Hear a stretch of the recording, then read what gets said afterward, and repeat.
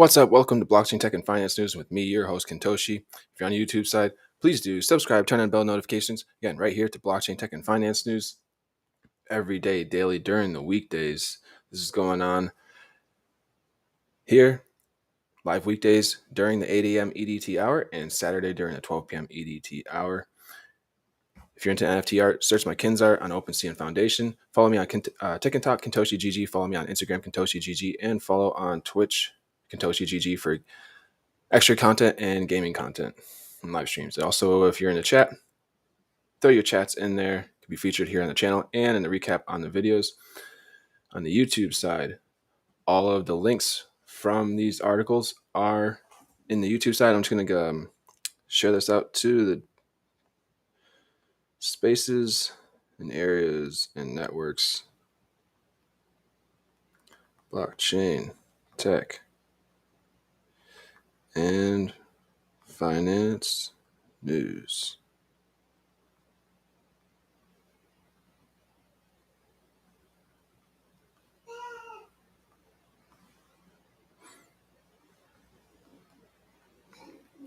All right, so that's shared out. Yeah, and if you're on the Twitter side, yeah, go ahead and jump in. Let me check the audio levels there.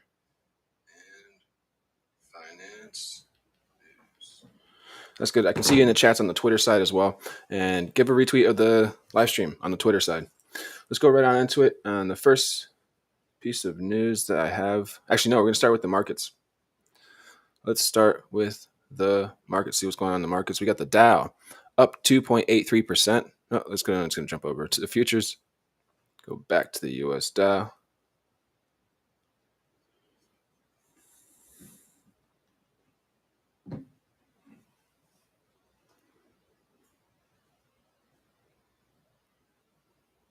Oh, I know what's going on here.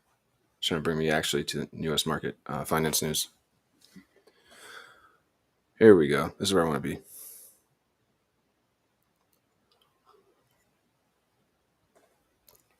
All right. We have the Dow up 2.83%, the S&P 500 up 2.6%, the NASDAQ up 2.23%. So it's a green day there on the markets. We have the VIX down 0.28%, gold down 0.85%, and crude oil down 2.24%.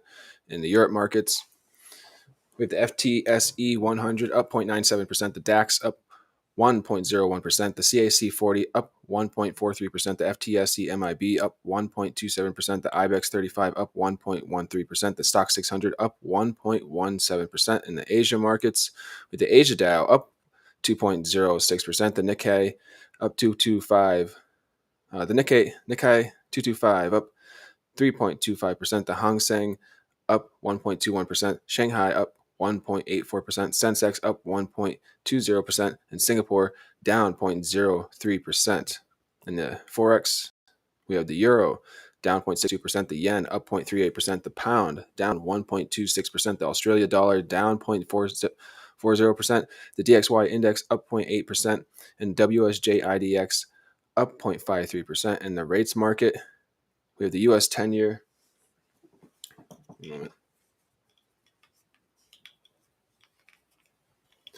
We have the U.S. 10-year down 0.0594, the Germany 10-year down 0.084, Italy 10-year down 0.084, the Spain 10-year down 0.118, the UK 10-year down 0.221, and the Japan 10-year up 0.0028. In the futures market, we have the DGIF down 0.02%, S&P futures down 0.18%, the NASDAQ futures down 0.46%, gold futures down 0.97%, silver futures down 1.65%, and the crude oil futures down 2.01%.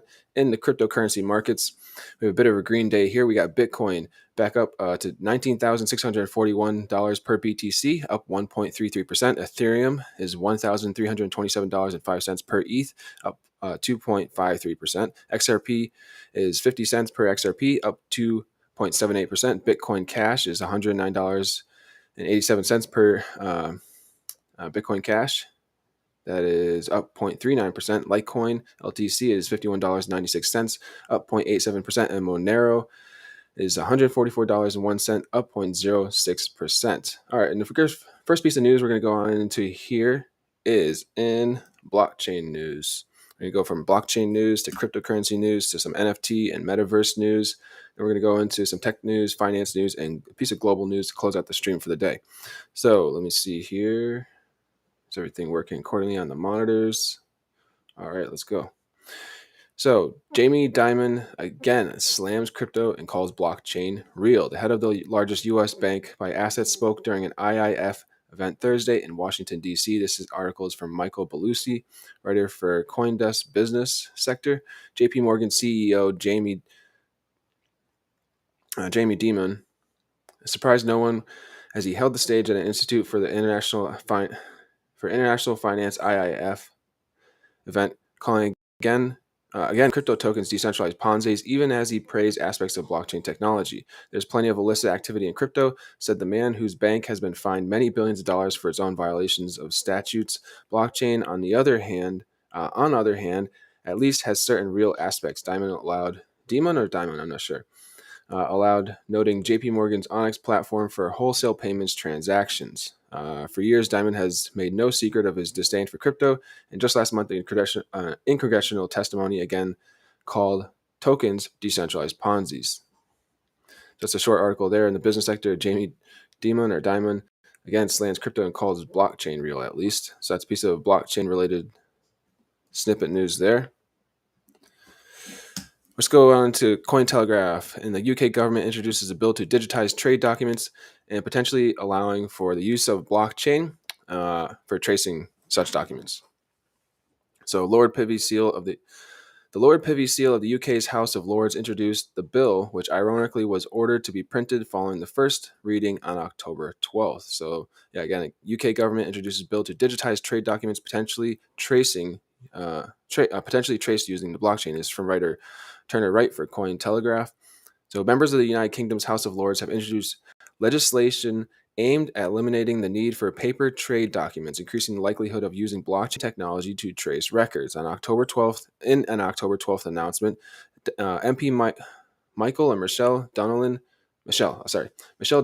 in the UK Department for Digital Culture, Media and Sport said the Electronic Trade Documents Bill has been introduced in Parliament. The legislation proposed removing needless paperwork and bureaucracy by making digital documentation legally recognized for a trade. Electronic trade documents also increase security and compliancy by making it easier to trace records. For instance, through the use of blockchain as a distributed ledger technology, said the government, citing the World Economic Forum. International trade still relies to a large extent on a special category of trade document, which is dependent on being physically possessed by a person and transferred over to another person.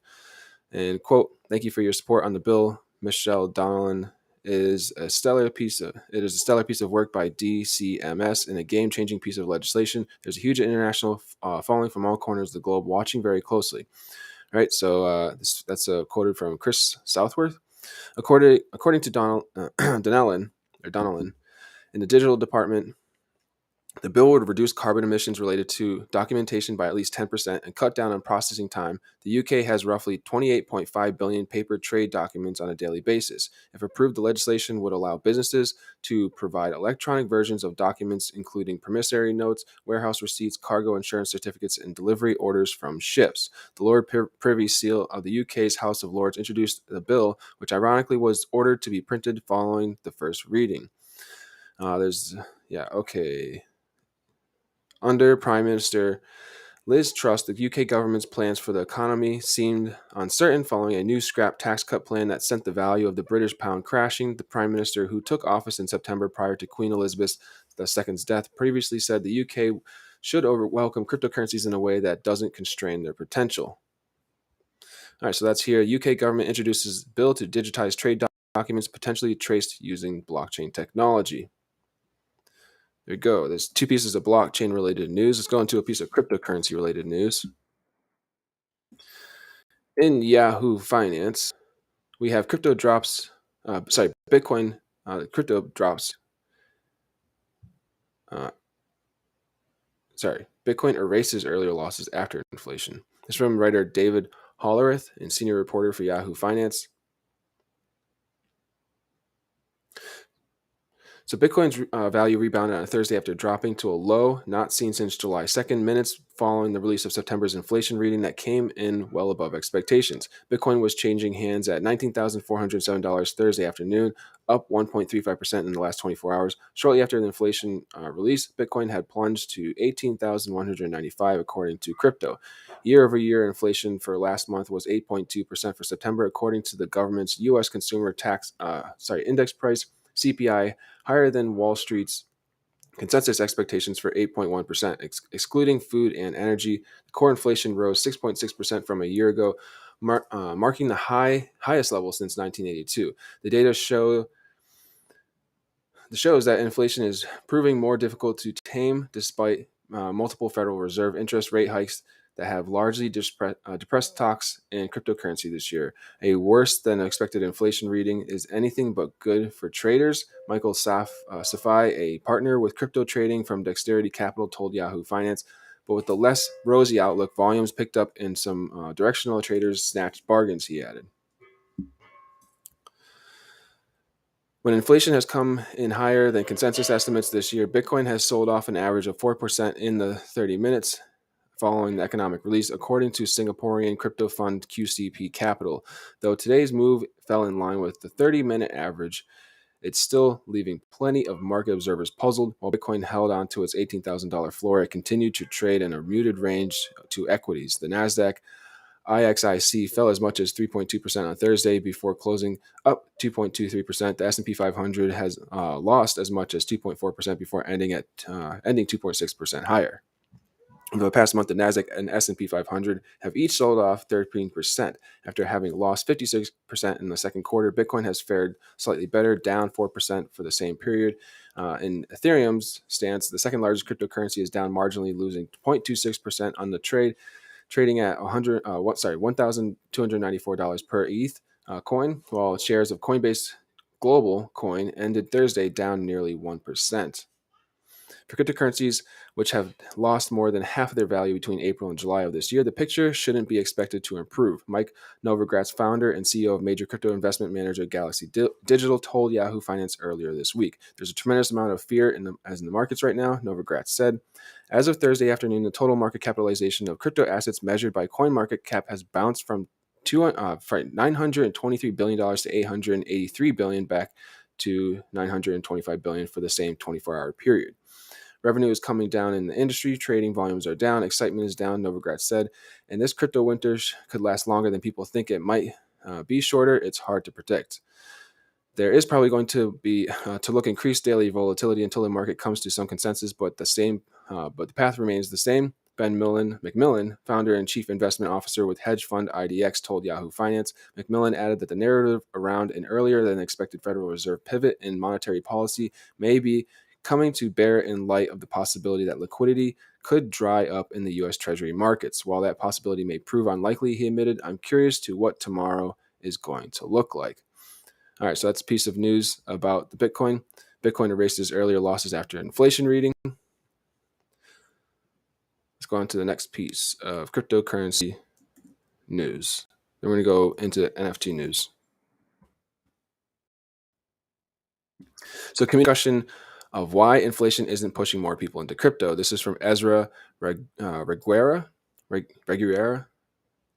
So writer Ezra for Cointelegraph. A community member started a discussion on cryptocurrency on why inflation isn't pushing more people into the cryptocurrency space.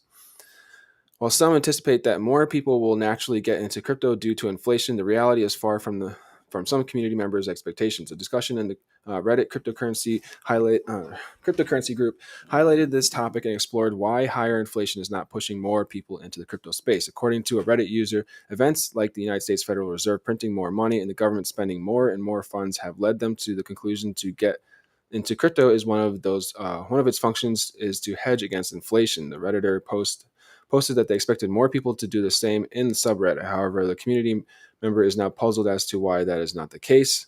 In response to the Reddit thread, one community member pointed out that higher inflation means that the cost of goods is on the rise. Because of this, the Redditor believes that people have less to invest, suggesting that people would prioritize their basic needs rather than put their money into crypto. Another user agreed with this notion, saying that people would rather burn gas to keep them warmer in the winter than burn their money on sketchy shitcoins.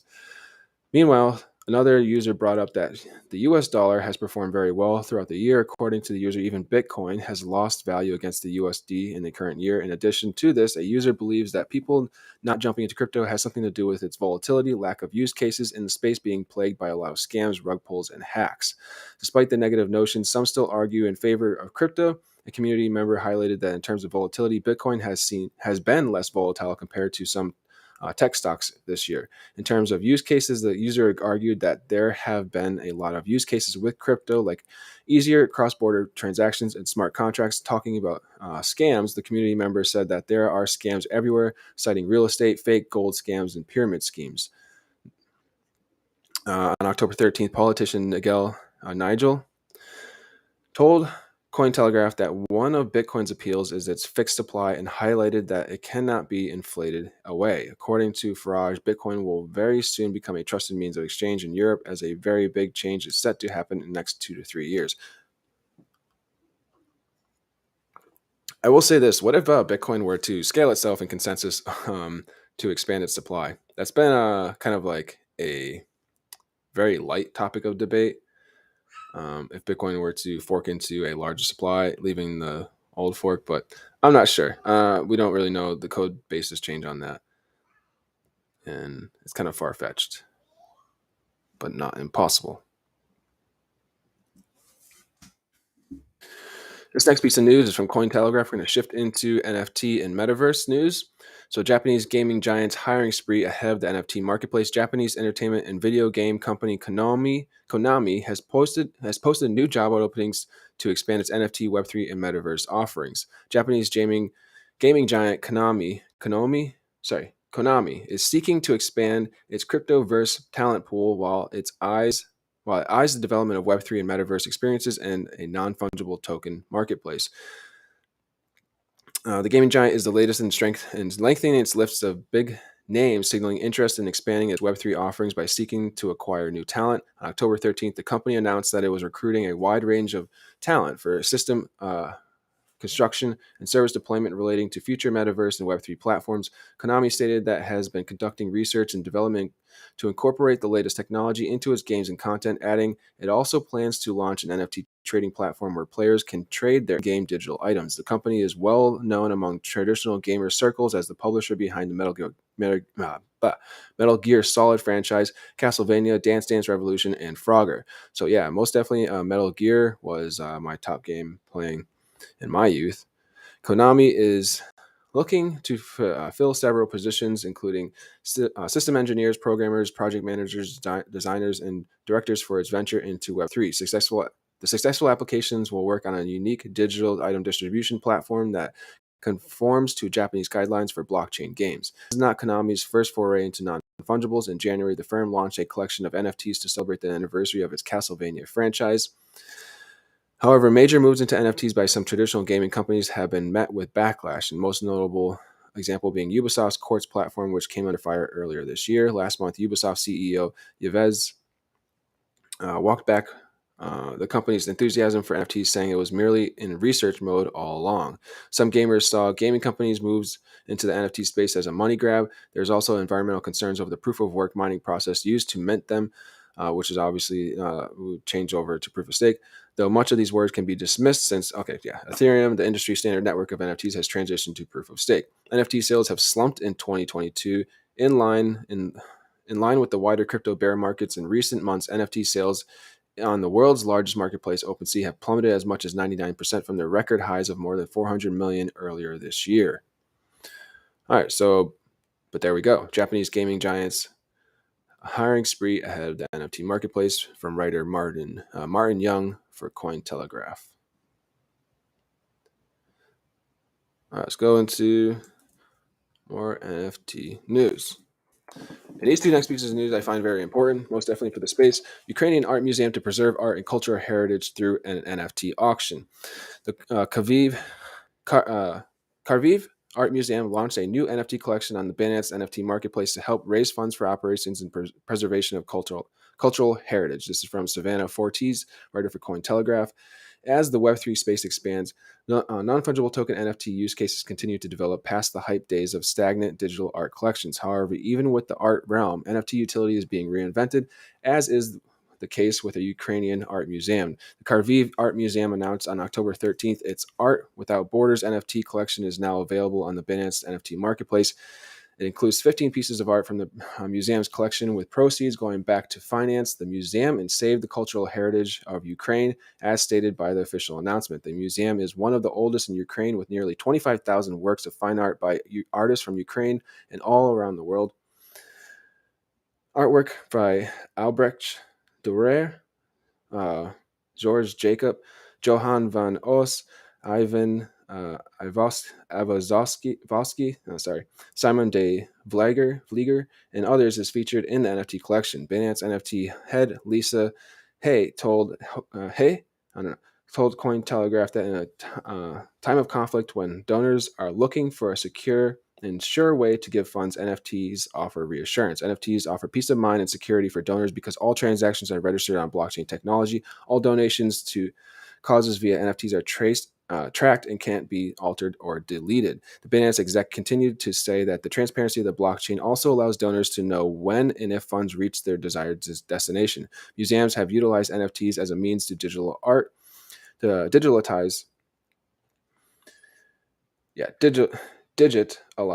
art in the past, such as the Royal Museum of Fine Arts Antwerp, which tokenized a piece in its collection worth millions of euros. Art has even been NFTized in metaverse museums, like when Frida Kahlo's family brought a never-before-seen piece from the private collection into Decentraland. Oh, that's really cool. Nice.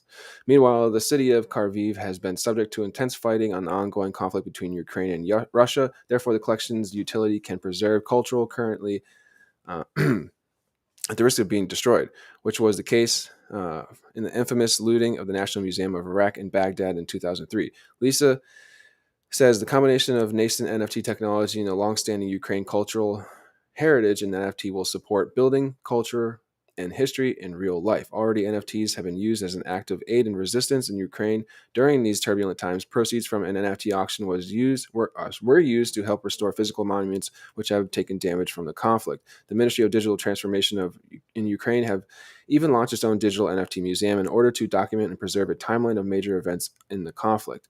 Lisa said Binance will continue to support NFT projects that create practical and scalable solutions for various social problems, including preservations of Ukraine's cultural heritage. So you heard it there.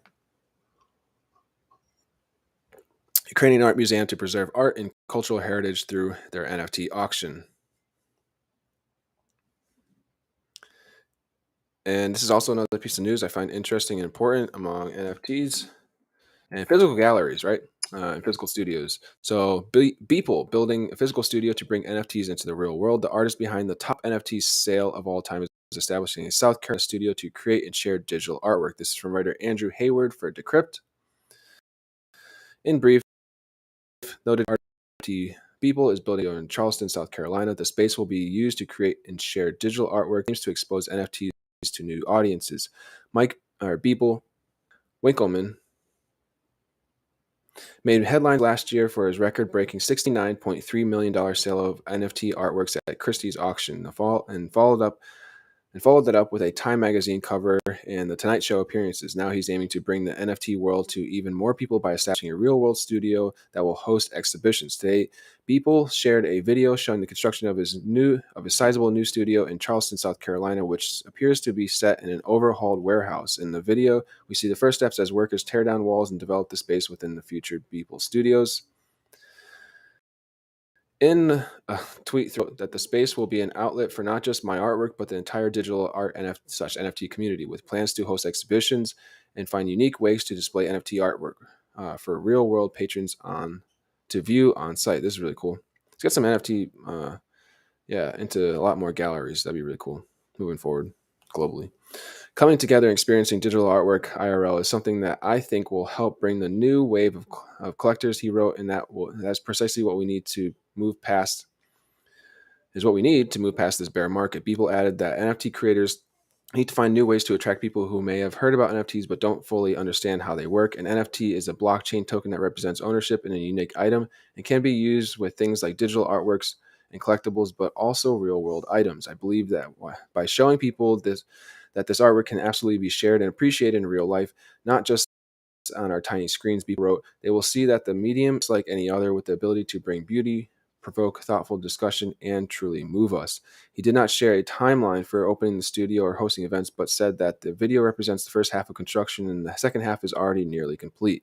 People first gained notoriety as a digital artist who posted daily artwork, as well as a graphic designer whose concert artwork was used by the likes of Eminem, Katy Perry, and Justin Bieber.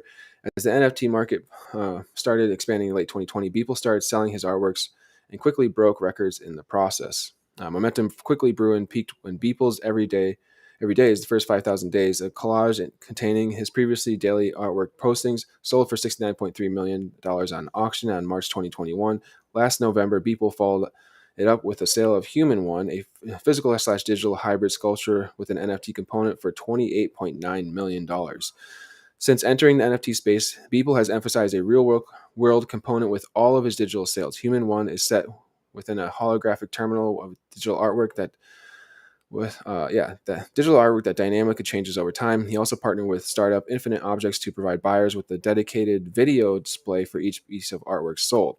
Dialect and Vine Ventures founder Ryan Zurer, who bought Beeple's Human One last year, called the upcoming Beeple Studios a weird mix of Warhol Studio and Bell Labs in their respective primes. He composed a wild combination of engineers and creatives, building next-gen art with space-age tooling. It will change the way we think about digital art. That's pretty cool. Nice. Cool. So Beeple building a physical studio to bring NFTs into their world. That'll be a really cool place to tour when that's done. Most definitely, I'm sure it'll be open like that. Let's go for IRL events and stuff. That'd be cool for like IRL events if they did that out in South Carolina.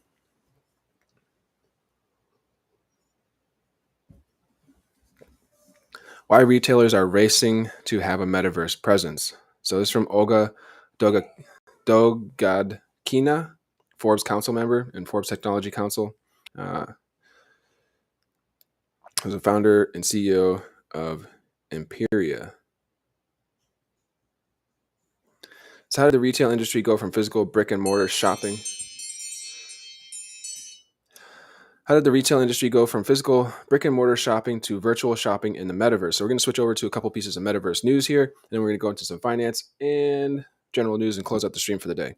First, we must take a look at the definition of the metaverse. Accenture defines the metaverse as an evolution of the internet that enables a user to move beyond browsing to inhabiting in a persistent shared experience that spans the spectrum of our real world into the entirely virtual and in between. The evolution of the metaverse. Believe it or not, nearly as early as the 1970s, Michael Aldrich created the first system that enabled consumers to contact businesses through a connection from a TV to the retailer's computer via phone line.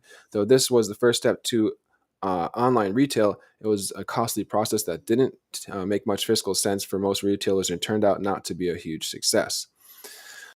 As most of us remember, the largest and most significant development in online retail was in the 90s when the internet was developed and suddenly 10 million users were online. Jeff Bezos took advantage of the opportunity at Amazon, which started out as a small startup selling books on the internet. From there, the world watched online advertising develop, which helped monetize the online industry, while electric payment companies like PayPal helped make online transactions simpler. And of course, the industry quickly saw e-commerce evolve into m-commerce, with consumers using their mobile devices to purchase items while on the go. Social media played a major role by attracting more users to e-commerce and m-commerce sites with ads personalized for each individual. Each brand then developed its own app as a way to communicate directly to its audience base and drive messages to them to further engage customers and create brand loyalty. As virtual reality and augmented reality developed and became more mainstream, retailers saw the potential that AR and VR technology could provide to further engage customers with their brand and provide an experience that could not be paralleled to 2D shopping. So So basically, the necessity for remote engaging shopping became all more apparent after the pandemic, and with the sophisticated technology available, the metaverse was born. So, metaverse versus 2D shopping. The metaverse provides consumers with an immersive, engaging virtual environment that allows for a unique brand experience for the consumer. Consumers can interact with the brand through game like experiences, contests, and virtual worlds like live video calls and product exploration in a way that isn't possible in a 2D environment. Enabling customers to interact with the product in the metaverse is a unique advantage, as GE Capital Retail Bank found that 81% of consumers conduct online research for before making a purchase. In the metaverse, they can actually use or even try on a product. True. Yeah. So basically, you can be in like a shopping mall with a VR headset on in a store, walk into the store and place on a shirt, look at it in a mirror on your avatar, and skin in the metaverse. And that skin could be like a NFT.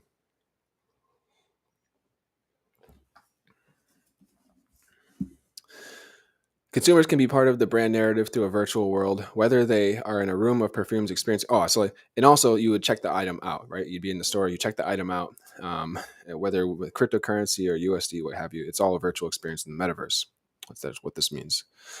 So again, consumers can be part of the brand narrative through a virtual world, whether they are in a room of perfumes experiencing the colors and decor of the brand or collecting tokens to receive a reward. 3D metaverse showrooms are designed to transplant users to the retailer's world, similar to playing a game in virtual reality. The complex and fun nature of virtual stores means that users engage longer with the brand and shop more. In fact, retailers have found, based on Empiria's virtual store data, that users are spending an average of 14 minutes interacting with virtual showrooms compared to 2 minutes in 2D stores. With brands like Dior, Ralph Lauren, Gucci, and Bloomingdale's all creating a strong presence in the metaverse, it could come as no surprise that other retailers are now racing to catch up. The retail advantage: e-commerce retailers have the advantage of tracking what products users like to engage with, what product placement is most effective for sales, and what space layout works best, all so that they can better understand their audience's base. Much like mobile apps, but more powerful, the metaverse provides an opportunity to tailor experiences for their audience's demographics, investing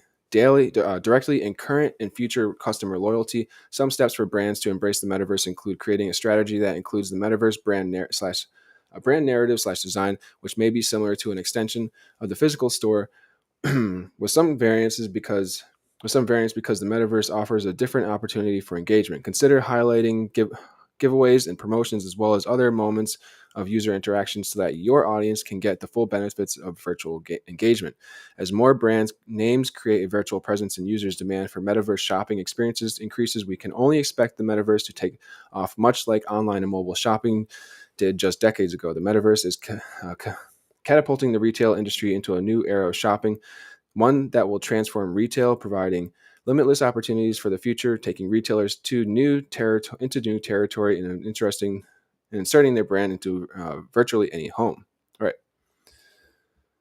So maybe that's may sort of possibly seem over the heads of some on how that will play out, but it's a very interesting concept, and it's actually not a concept. Actually, is currently taking place.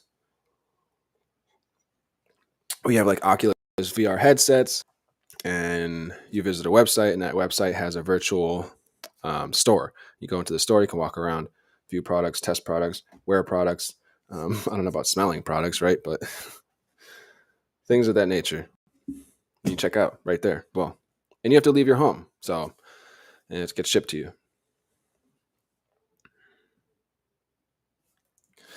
All right, we're going to go into some tech news, finance news here, close out the stream for the day. So President Xi wants China to be at the tech frontier 5 years on. Tensions with the U.S. have dented that goal. Key points here. This is from writer Arjun Karpal, writer for CNBC. Key points here is Xi Jinping once declared China, I hope I'm pronouncing that correctly, declared China should prioritize innovation and cutting-edge frontier technologies, modern engineering technologies, and disruptive technologies. 5 years on, at the Communist Party of China's 20th National Congress, Xi will take stock of China's achievements in science and technology, which have yielded mixed results. The global reality for China has transformed as an ongoing trade war. COVID and change in political direction at home has hurt some of Beijing's goals. The U.S. export curbs and restrictions are likely to hurt China's ambitions in areas such as semiconductors and artificial intelligence in the future, analysts said. Xi Jinping once declared China should prioritize innovation and be on the cutting edge of frontier technologies, modern engineering technologies, and disruptive technologies. Since that speech in 2017, Beijing has spoken about technologies it wants to boost its prowess in, ranging from artificial intelligence to 5G technology and semiconductors. 5 years since Xi's address at the Communist Party of China's last National Congress, the global reality for the world's second largest economy has transformed. It comes amid an ongoing trade war with the U.S., challenges from COVID, and a change in political direction at home, which have hurt some of Beijing's goals. On Sunday, the 20th National Congress, held once every 5 years, will begin in Beijing. The high level meeting is expected to pave the way for Xi to carry on as head of the Communist Party for an unprecedented third 5 year term. Xi will take stock of China's achievement in science and technology, which have yielded mixed results. I agree, it is a mixed bag. Charles Mock, visiting scholar at the Global Digital Policy Incubator at Stanford University, he said China sets lofty goals as it targets to be the best, but they are limited politically and ideologically in terms of strategies to reach them. Private tech enterprises are faltering under stricter regulation and a slowing economy.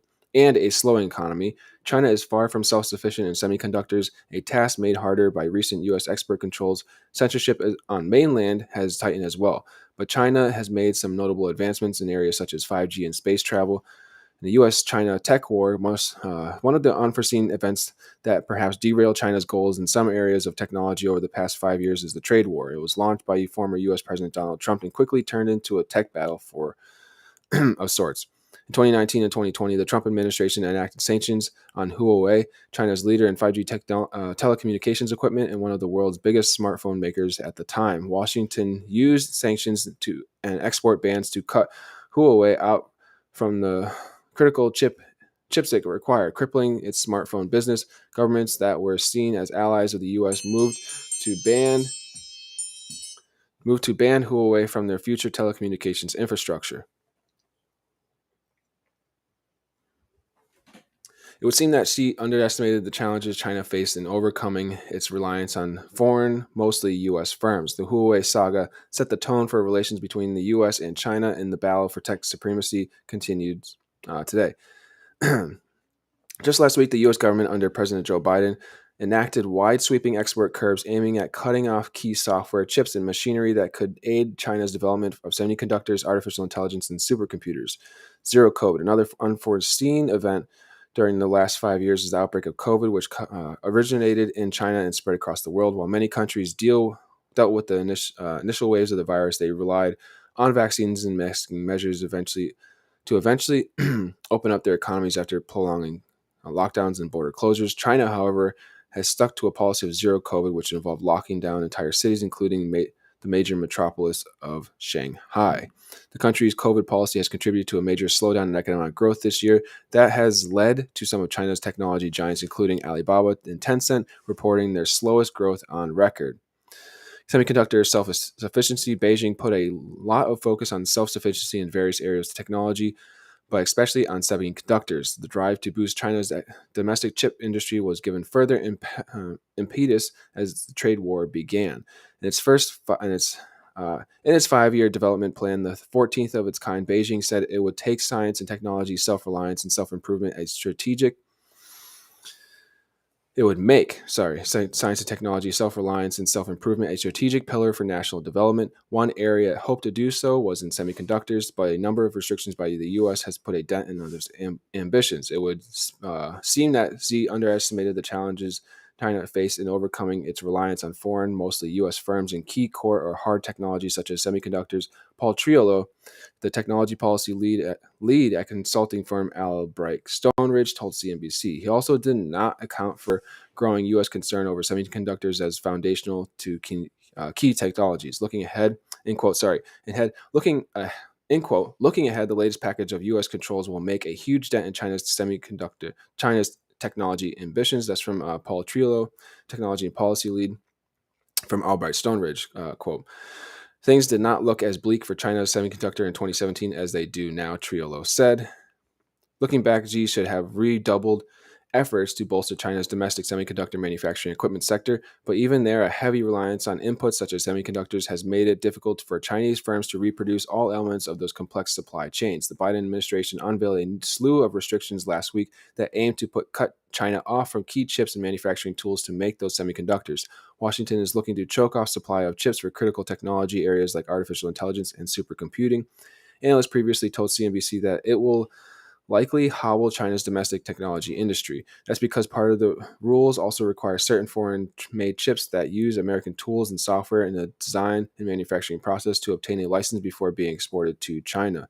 China's domestic chip makers and design companies will rely heavily on American tools. Chip makers like Taiwanese firm TSMC, the most advanced semiconductor manufacturer in the world, are also dependent on U.S. technology. That means any Chinese company relying on TSMC may be cut off from supply of chips. Meanwhile, China does not have any domestic equivalent of TSMC. China's leading chip manufacturer, SMIC, is still generations behind TSMC in its technology, and with the latest U.S. restrictions, it could make it difficult for SMIC to catch up. So China is still a long way from self-sufficiency in semiconductors, even though Beijing is still focused heavily on it.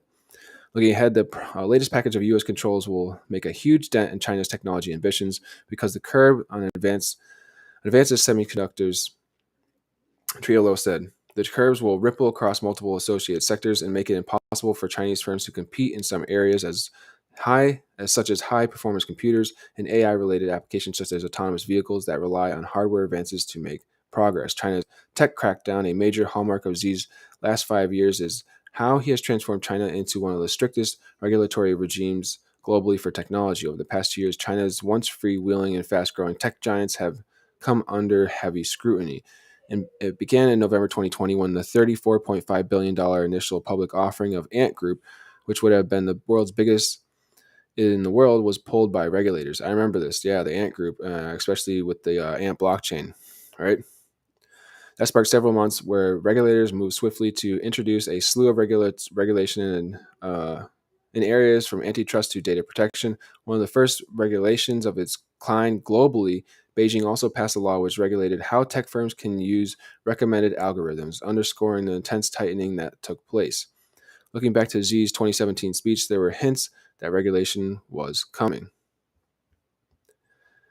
All right, this is going to be a little bit long. I'm going to skip right over China's successes from 5G to space, right? If you want to read on that, all these articles will be in the recap on the YouTube side. But in time efficiency, this one's starting to drag on right here. But yeah, it does talk about China's tech crackdown.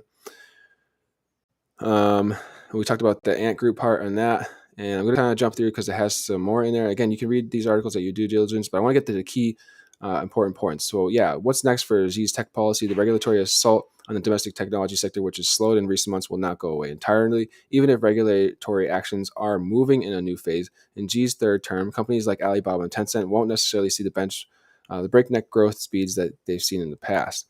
Even if they find their feet, it is not the same ground. They won't see that growth because of China's overall GDP and economy growth is like what people are talking about now for the next several years. Then why should they even outperform the whole China market? Mock said.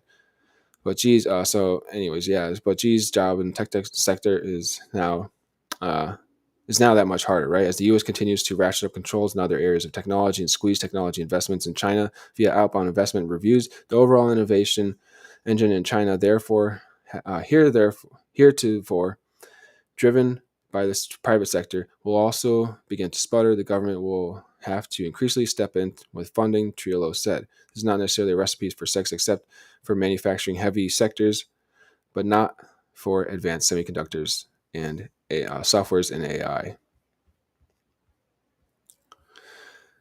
All right, so that's this article there. Again, it was becoming very lengthy, so I wanted to touch upon the key points while reading through that. Again, all these article sources on the YouTube recap video, so you can check them out in the description box. But definitely subscribe on the YouTube side. All right, we're going to go into one last piece of tech news and a general piece of news. we're going to close out the stream for the day. So this is from Clean Tech writer Catherine Clifford for CNBC. White House is pushing ahead research to cool Earth by reflecting back sunlight. And the key points, the White House Office of Science and Technology Policy is coordinating a 5-year research plan to study ways of modifying the amount of sunlight that reaches the Earth in order to temporarily temper the effects of global warming. There are several kinds of sunlight reflection technology being considered, including stratosphere aerosol injection, marine cloud brightening, and cirrus cloud thinning. Stratosphere aerosol injection involves spraying an aerosol like sulfur dioxide into the stratosphere, and because it has the potential to affect the entire globe, often gets the most attention. While arguments of moral hazard have handicapped research efforts, the idea is getting more urgent attention in the worsening climate crisis. The White House is coordinating a 5-year research plan of to study ways of modifying the amount of sunlight that reaches the Earth to temper the effects of global warming, a process sometimes called solar geoengineering or sunlight reflection. The research will start to assess climate interventions, including spraying aerosols into the stratosphere to reflect sunlight back into space, and should include goals for research, what's necessary to analyze the atmosphere, and what impact these kinds of climate interventions have made on Earth, according to the White House's Office of Science and Technology Policy. Congress directed the research plan to be produced in its spending plan for 2022, which President Joe Biden signed in March.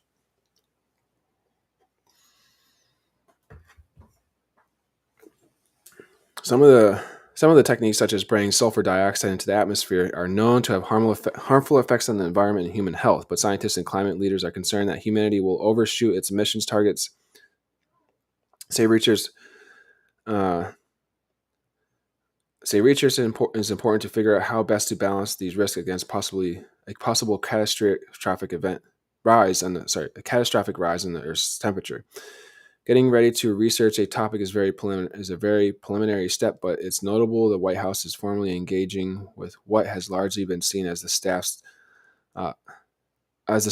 of dystopian fantasy. In Kim Stanley Robinson's science fiction novel, The Ministry for the Future, the heat wave in India kills 20 million people, and out of desperation, India decides to implant its own technology of limiting the sunlight that gets to Earth. Chris Sacca, the founder of climate tech investment fund Lower Carbon Capital, said it's prudent for the White House to be spearheading the research effort.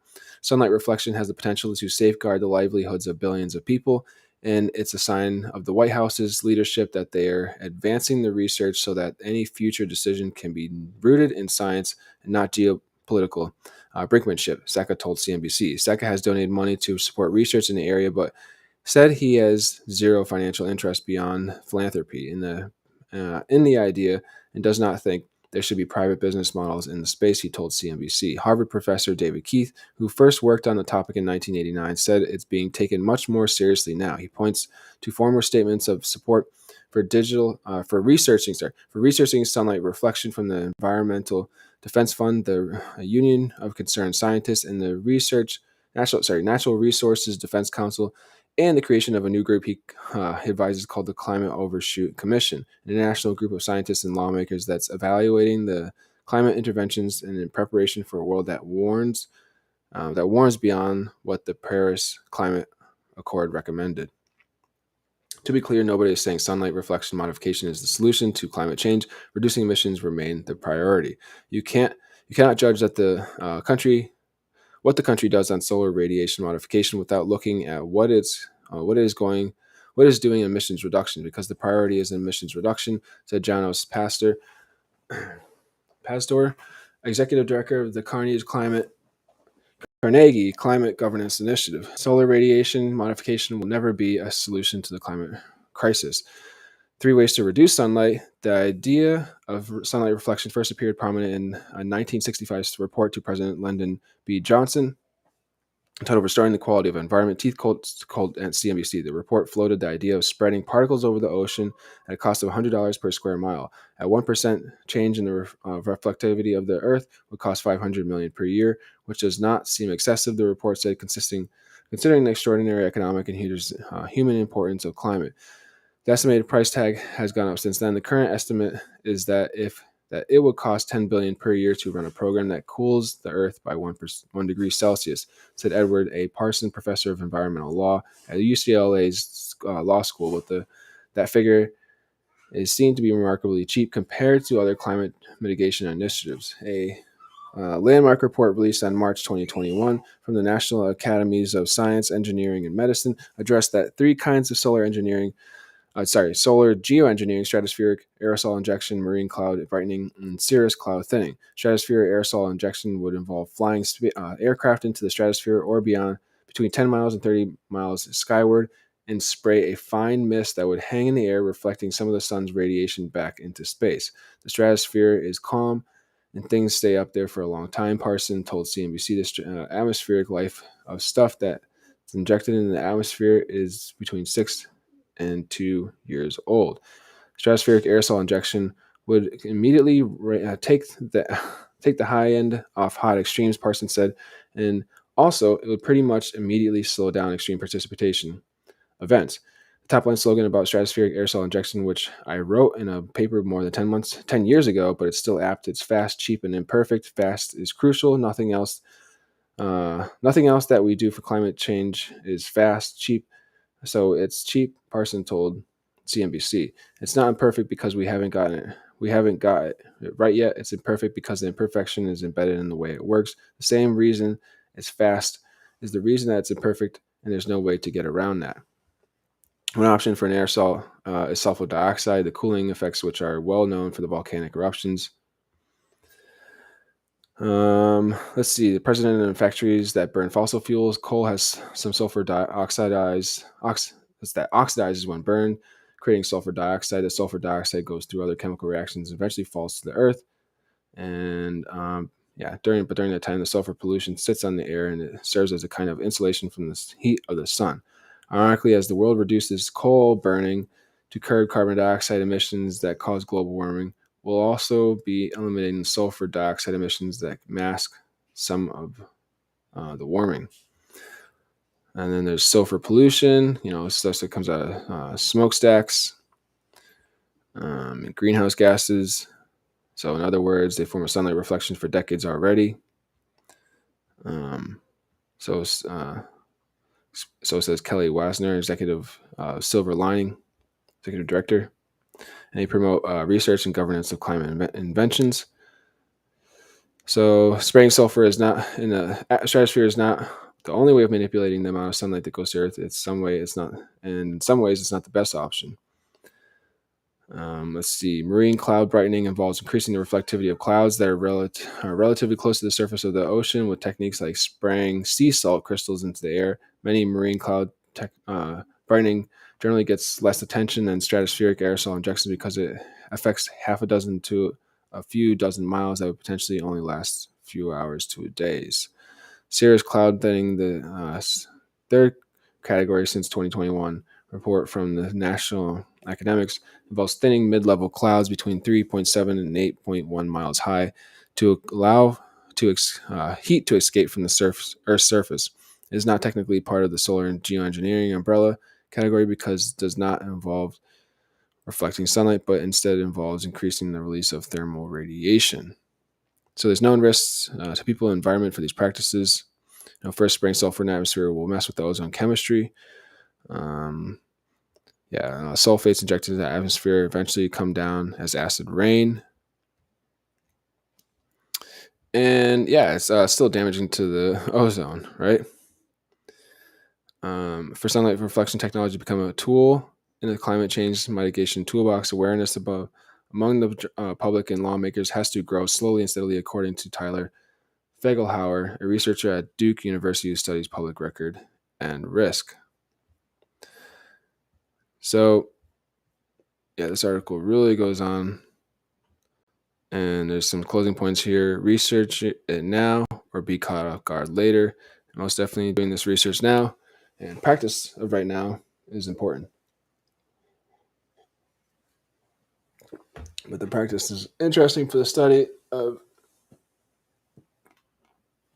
spraying aerosol-based components up there to study. But so White House is pushing ahead research to cool Earth by reflecting back sunlight. And some key points in there you can check through on the recap. All right, this final piece. So we got this final piece here. UK Finance Minister cuts short IMF trip as pressure builds for another U-turn. UK markets await major press conference as finance minister's future hangs in the balance. This is from writer Sam Meredith, writer for CNBC. So the key points here is the UK bond yields fell on Friday after it was announced Prime Minister Liz Truss will hold a news conference later in the day. It comes amid mounting speculation that Truss is considering a U-turn in parts of her government's market-rocketing tax cuts, and Truss is under immense pressure to rethink her economic policies as opinion polls show support for her government has collapsed. In UK, the UK bonds yields fell on Friday after it was announced Prime Minister Liz Truss will hold a new conference later in the day. It comes amid mounting speculation that Truss is considering a U-turn on parts of her government's market-rocketing tax cuts. UK government's bonds, known as gilts, rallied sharply, hitting a recession high on reports. Truss will hold a press conference at 2 p.m. London time. The long-dated 30-year yield briefly touched 4.261% on the news. Yields move inversely to prices. Sterling whipsawed during morning deals. It was last seen trading down 0.5% at $1.127. The conservative government has faced global political pressures to reverse course after announcing refunding tax cuts last month. Opinion polls show support for their Truss administration has collapsed, and investors continue to fret about the potential impact of the public finances. Finance Minister Kwasi Kwarteng told reporters Thursday that he was returning from the U.S. Ahead of schedule this week without providing further details. Multiple reports suggested Truss and Kwarteng were set up to scrap some economic plans on Friday. Asked about speculation that Kwarteng may soon be sacked, a British government spokesman declined to comment. Reuters reported the debt-funded measures announced on September 23rd, an estimated of total $48.7 billion in USD, sent financial markets into a tailspin. A British pound plummeted to an all-time low since the U.S. against the U.S. dollar. Borrowing costs rose sharply, and the Bank of England was forced to intervene. Truss and Kwarteng have repeatedly defended the government's radical spending plan, insisting that the proposals are necessary to stimulate the economic growth. Speaking from the U.S. on Thursday, Kwarteng responded to questions about a U.S. possible U-turn, saying he's totally focused on delivering the growth plan. Sky News reported Thursday that discussions were underway in Downing Street over whether to consider some of the tax cuts that Kwarteng announced in the government's so-called mini budget. And for let's wait and see. When asked Friday morning if reversals on some aspects of the government's mini budget were possible, the UK International Trade Minister Greg Hands replied, "Let's wait and see. You won't have long to wait for the 31st of October for the Chancellor to lay out those plans." Hands said both Truss and Kwarteng were absolutely resolute on their plans to grow the economy. The growth plan is the centerpiece. But we'll have to see some of the detail, including a full forecast from the Office of Budget Responsibility on the 31st of October. Downing Street and the Bank of England have taken steps to try to reassure financial markets through this week, albeit the limited sources. The Bank of England on Tuesday announced an intention of emergency bond buying operations for the pound as the pound fell and borrowing costs soared. Right. The intervention marked the second expansion of the bank's rescue package in as many days after it increased the limit for its daily gilt purchase on Monday ahead of the planned end of the purchase scheme on Friday. By the middle of the week, Truss told lawmakers in the House of Commons that she would not be making cuts to public people to help pay for the government's taxes. So this is an article here. I kind of skip through here or there. But the UK markets awaits major press conference finance minister's future hangs in the balance.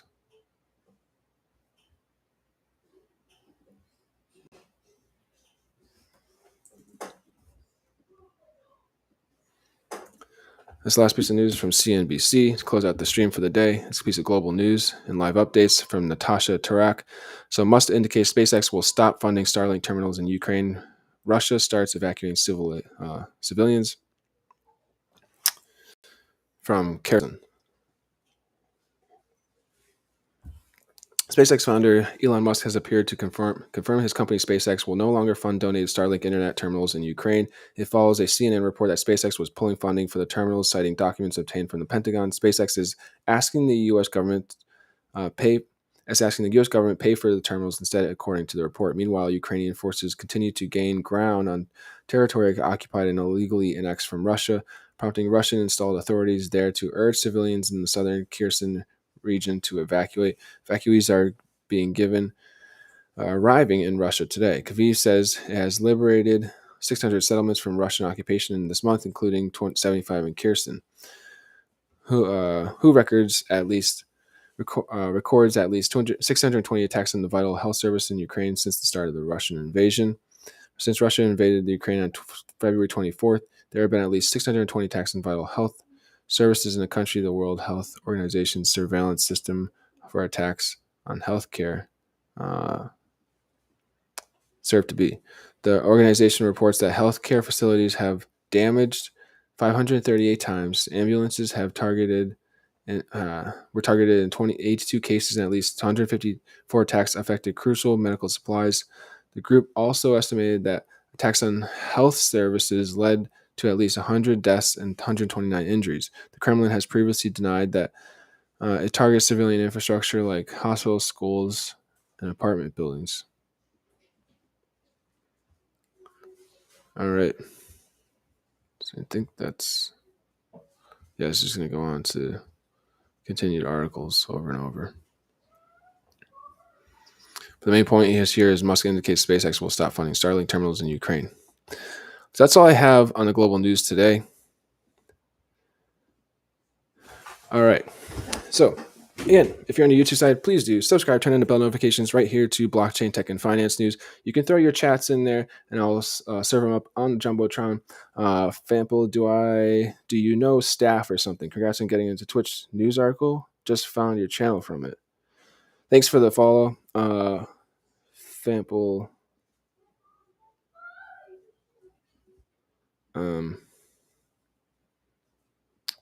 Thanks for the follow there.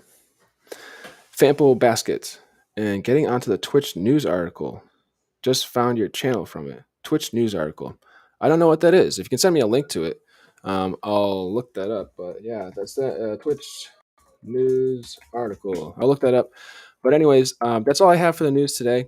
Again, I'll be back tomorrow with more blockchain tech and finance news at 12 p.m. EDT time. So on the weekends, it's later. Sundays, there is no stream. And then back on Monday, 8 a.m. EDT time during that hour. Do I know staff or something? Nope, don't know staff. I know I'm a Twitch affiliate. That's about all I know. But yeah, again, leave your comments on here. What news you think is popular and important to be featured here on the stream. And yeah, otherwise, have a great and safe day. I'll see you all back tomorrow. Have a great and safe day. Again, Onawashigas, peace be with you. Stay safe.